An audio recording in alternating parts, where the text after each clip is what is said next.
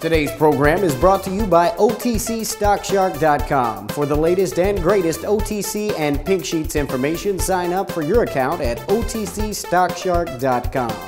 Thank you for tuning in to TBC Today. I'm Brandon Vincent. And I'm Angelina Soriano. In today's financial news, a late surge helped the stock market finish slightly higher, though the gains were concentrated in relatively low-risk sectors, suggesting investors aren't fully confident in the U.S. economic recovery quite yet. Weak readings of jobless claims and manufacturing activity hampered the market all day, but a pullback in the dollar against the euro and other rivals encouraged some participants to make more aggressive bets late in the day. The Dow Jones Industrial Average ended at 24.71 points higher, up 0.2%. The NASDAQ Composite Index and the S&P 500 each rose 0.1%. The latter was led by its utility sector, up 0.8%, and its consumer staples category, up 0.7%. The session seesaw trading has become a common pattern. Many traders and analysts are cautiously optimistic, making few new bets as they await an earnings season that they hope will turn attention away from the European credit crisis for good. In U.S. news, U.S. lawmakers berated BP chief executive Tony Hayward at a hostile congressional hearing, accusing him of evasion and ducking responsibility for the worst oil spill in U.S. history. In his first appearance before Congress since the start of the 59-day-old crisis in the Gulf of Mexico, a tired-looking Hayward sat alone at the witness table as lawmakers lambasted BP's handling of the spill, which caused an environmental disaster along the U.S. Gulf Coast. Under your leadership, BP has taken the most extreme risks, Democratic lawmaker Henry Waxman told Hayward, who sat impassively during the lawmakers' opening 90-minute barrage. BP cut corner after corner to save $1 million here and a few hours or days there. Waxman said his comments reflecting public anger over BP's handling of the crisis. Hayward, a 53-year-old geologist with a reputation for blunt speaking, kept largely to a well-rehearsed, brief, and repeatedly declined to go into detail pending the results of investigations into the spill. He said it was too early to conclude the company had cut corners. Waxman snapped back, saying, "You are not taking responsibility. You're kicking the can down the road." Several lawmakers said that they were frustrated by Hayward's answers and accused him of being evasive. The Briton repeatedly said he was not involved in the decision-making about the equipment and methods used to dig the well. As well as congressional inquiries, BP faces criminal investigations and lawsuits. In today's health news, the first international standard to tackle discrimination against HIV and AIDS sufferers in the workplace won overwhelming approval from the International Labor Organization. The non-binding recommendation urges countries to set up AIDS prevention programs in places of employment and help infected workers be productive for as long as possible. Government officials, employers groups, and trade unions approved the recommendation by a large majority at the ILO's annual ministerial conference, after 2 years of discussion. The agreement also covers armed forces uniformed services, the ILO said in a statement. With the recommendation, we can ensure confidence of job security and access to treatment, said Sophia Kisting, director of the ILO's program on HIV and AIDS and the world of work. We want to get rid of the silence and the shame around it and let people know that they won't lose their job or won't be shunned at work. It will be up to the UN agency's 183 member states to decide how to integrate its principles into their national policies and legislation. The United Nations estimates 33 million people around the world are infected with the virus that causes AIDS, and says more people are living longer thanks to the availability of drugs. The recommendation is less powerful than an ILO convention requiring ratification, but aims to harmonize programs. In today's entertainment news, through all the tears shed when filming wrapped on the final Harry Potter movie, no one likely noticed the sudden disappearance of one small prop, the house number on Harry's childhood home at 4 Privet Drive. It was kind of hanging off, said Rupert Grint, the actor who played Harry's best friend, Ron Weasley.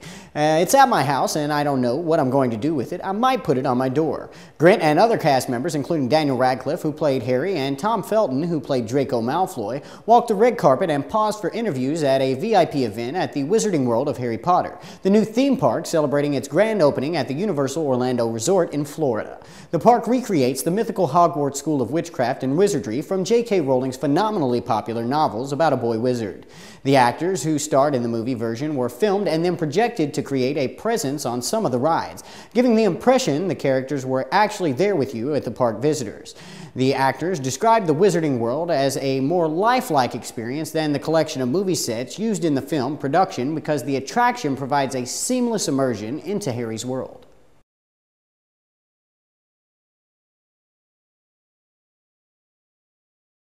When you've got a serious leak, it's time for Leakender 2000. It fixes any leak fast, no matter what's leaking. Just spray it with Leakender 2000, and in minutes, the leak is sealed. Look, we'll cut this garden hose with a knife, then shut off the water and spray on Leakender 2000. Minutes later, the hose is as good as new. The cut is sealed. Leakender 2000 is a unique compound that fills and seals any crack or separation as it hardens. Why put up with gushing gutters, dripping drains, wet windowsills, and rain-soaked RVs? Leakender 2000 stops all those leaks, and it's yours for only $14.95. Call now and we'll double your order. We'll send you this giant-size can at no extra charge. Order now. To order, have your credit card ready and call toll-free 1-800-936-0300 or send check or money order for $14.95 plus $5.95 shipping to the address on your screen. Call 1-800-936-0300. In today's tech news, an Army intelligence analysis suspected of leaking classified information to WikiLeaks has still not been charged with any crime. 3 weeks after being arrested and put into pretrial confinement, PFC Bradley Manning is being held at a camp in Kuwait and has been assigned a military defense attorney. The Army and State Department are investigating claims Manning made to an ex-hacker in online chats that he disclosed classified information, and an Army legal advisor in Washington, D.C. says that the delay in filing charges is unusual but is not a violation of regulations. I think that if you were able to make a timeline of all the cases, 3 weeks would be at the high end, said Lieutenant Colonel Chris Carrier, chief of the policy branch of the Criminal Law Division in the Judge Advocate General's office in Washington, D.C. Carrier, who has no direct knowledge of the Manning case, said that the military is required to produce a charge sheet in a timely fashion, but the complexity of this case may be causing the delay. In today's international news, Israel announced that it would liberalize its 3-year-old blockade of Gaza by allowing more goods to enter by land, but it made no offer to lift its naval embargo. The move coming weeks after Israeli commandos killed 9 people aboard an aid flotilla bound for Gaza seemed designed to quell international protest over the violence. Israel says its soldiers were attacked before they opened fire in self-defense on pro-Palestinian activists aboard the ship. The announcement said the easing would apply primarily to the importation of goods for projects under international supervision, but it did not offer a retreat in the restrictions on the passage of people in and out of Hamas-run Gaza, on exports, or on the importation of raw materials for the enclave's largely paralyzed industries. The statement also said security checks would remain in place to prevent what it called weapons and war material from reaching Gaza. In today's green news, the National Renewable Energy Lab has done it. As many people keep pointing out, if our buildings and cities were better designed, we would need a lot less air conditioning and in many cases, none at all. That should be goal number 1, but because it's doubtful that ubiquitous AC is going away anytime soon, it can't hurt to make the technology more efficient. That's exactly what the engineers and scientists at the National Renewable Energy Laboratory have done. The U.S. Department of Energy's National Renewable Energy Laboratory has invented a new air conditioning process with the potential of using 50 to 90% less energy than today's top-of-the-line units.